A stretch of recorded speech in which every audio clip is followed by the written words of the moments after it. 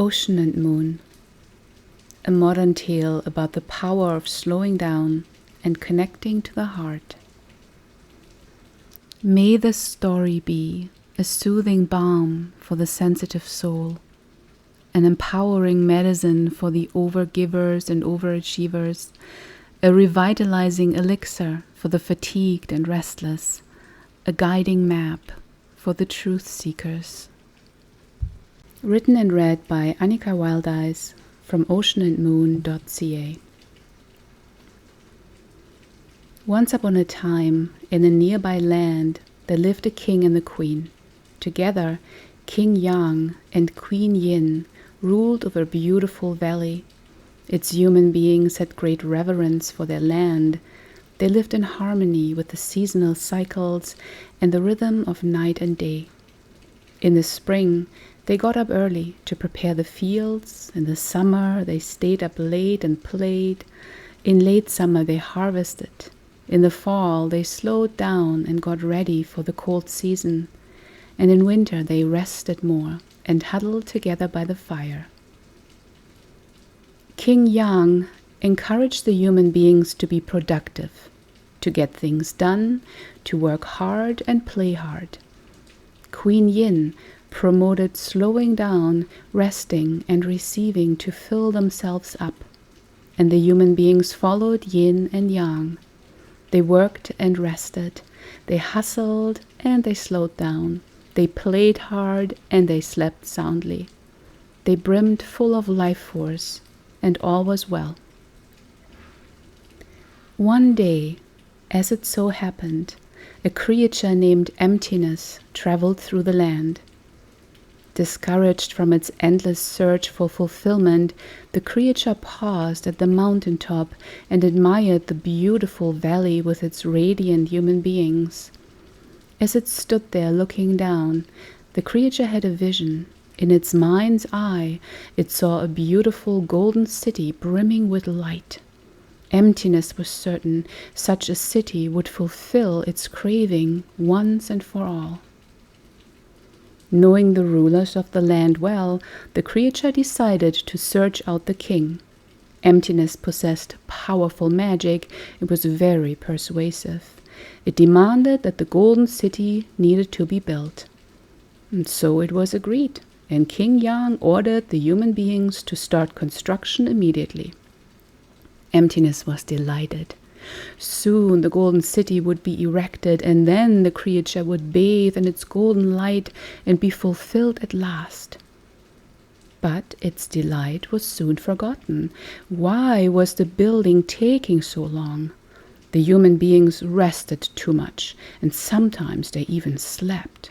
What a waste of life force, decided the creature, and out of its impatience grew a wicked plan. The very next morning, Emptiness climbed to the highest mountaintop and played its powerful magical music. The music reached every crevice of the land, and disguised within the music was a most powerful spell that would soon transform anyone listening. From this day on, it would be played from the mountaintop at sunrise. Soon the music blended in with the land. The human beings started to play it in their own minds and hummed its melody with their own voices.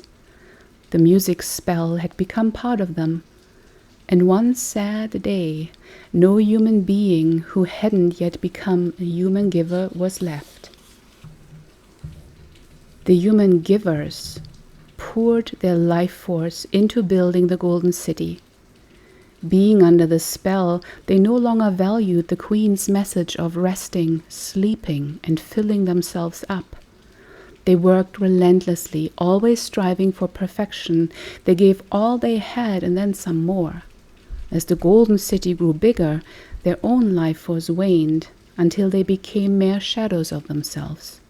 And those who had given their last drop vanished into thin air. The human givers had long lost their reverence for the land, and they no longer lived in tune with the seasons and rhythms. They had turned night into day to stay most productive at all times. Queen Yin, whose message was no longer received, grew weak and spent most of her days hidden away in her chambers. 100 years had gone by. The golden city had grown more splendidly, and the human givers were more colorless, and yet emptiness was still unfulfilled. The city was never big enough, never splendid enough, never good enough, and so the work continued. One early morning on the 101st year, a young human giver named Truth entered through the golden city gates. It was still dark when she followed the winding streets to the tower where the creature had taken up residence. And just like every morning, she was to deliver 2 buckets of water and polish the golden floors till they shined. After Truth had finished her chores and was just about to leave, she witnessed emptiness leaning over its sheet music, whispering spells into it. Curious, Truth watched as the creature tucked the sheet music under its arm, left the city walls, and made its way up the windy trail to the mountaintop. Hidden in the shadows, she quietly followed behind. And just as the sun rose, Truth's eyes grew wide as she heard the creature cast a musical spell over the land. 3 times the spell rang. You are not enough. You are not enough. You are not enough. The next morning at sunrise, Truth looked up to the mountain and listened intently. She wondered if the music containing the spell would be played again, and sure enough it began. Quickly, Truth plugged her ears. She would not listen to these awful spells again, and so every day when the sun rose and the music played, she plugged her ears shut. On the 7th morning, Truth felt more vibrant. Something had shifted. Before and after doing her chores, she now rested, and at night she even slept. Slowly, Truth began to fill up, and her color returned. But the powerful music still played in her own mind at times. Often she caught herself humming those familiar tunes, and so did the human givers all around her. Where could she find peace away from all the noise? So on a warm evening, the girl left the city walls behind and stepped onto an unfamiliar path. She had only taken a few steps down the windy slopes when a puppy dog appeared by her feet. It excitedly greeted her. Truth smiled, and her gaze followed the dog running towards an ancient tree. A large weaving stool stood under the tree's canopy, and in front of it sat an old woman. The woman turned as she spoke. I see you have met Curiosity, my little puppy dog. My name is Kindness. Please come near, dear child, and sit with us. We were waiting for you. The girl followed the invitation and took a seat next to Kindness. Truth admired the old woman's work. What is it you're weaving? She asked. The woman took a soft blanket from the weaving stool and held it to the girl. Woven into the blanket were the most precious fibers of kindness and compassion. The old weaver wrapped the blanket around Truth's shoulder and spoke.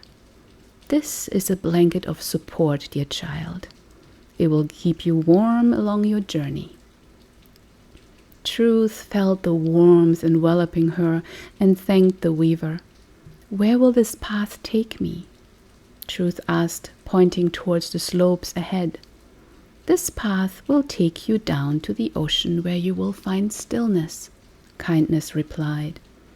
This is a journey you don't need to take alone. Let us join you. And so the 3 of them went on their way, Kindness by Truth's side, and Curiosity leading the way. It was dark when they arrived down by the ocean. The girl sat down on the warm rocks, the light of the moon shining bright from above.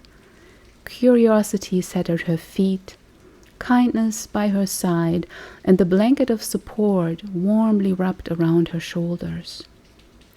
Truth listened to the soothing ocean waves and into the stillness. After a while, she began to notice an unfamiliar sound, a melody coming from very close by.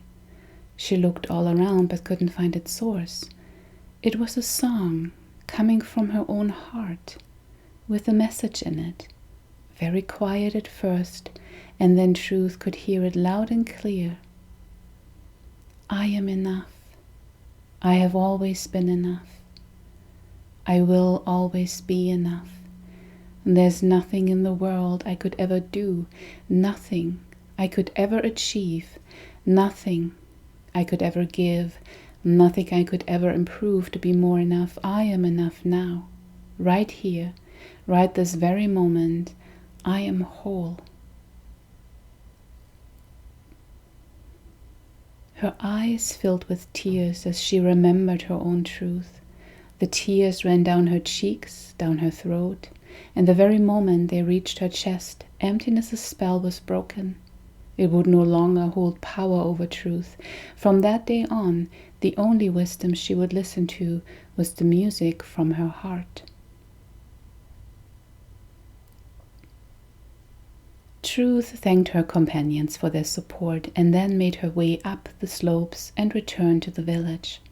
That night, she gathered many human givers around her and spread the word about emptiness's spell. Some human givers paid her no mind, being too busy with their hustle, but others listened and would now plug their ears shut at sunrise. They too would sit in stillness by the ocean under the full moon to rediscover their heart's song and the truth of their innate wholeness. Soon the land was filled with more and more heartfelt music. The beautiful melody rose to the palace, reaching the queen's chambers. As it filled her ears and heart, she regained her strength, and so Queen Yin took her rightful place on the throne beside King Yang. The queen's message of resting and receiving could once again be heard by so many.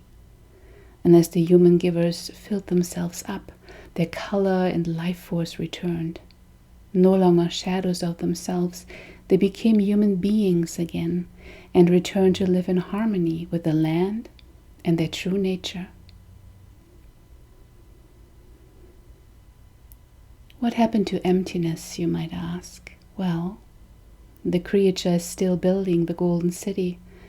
It still has many followers who keep pouring their life force into it. But maybe one day, the combined songs from the heart will be loud enough to break the spell. Or maybe emptiness might journey down to the ocean, to sit in stillness underneath the full moon and listen quietly to a very nearby song, and finally find truth.